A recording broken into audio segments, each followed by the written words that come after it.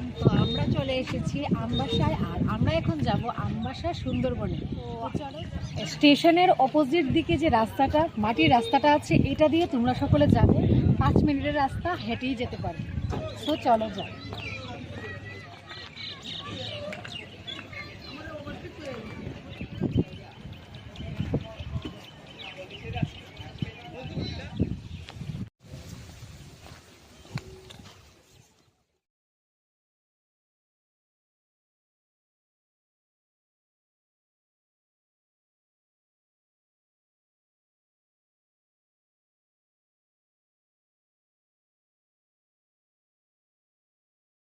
Finally আমরা চলে এসেছি।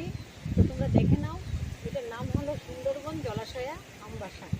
তো রিসোর্টটা ভীষণ সুন্দর। তো তোমরা সকলেই এখানে ভিজিট করবে, অত্যন্ত ভালো লাগবে।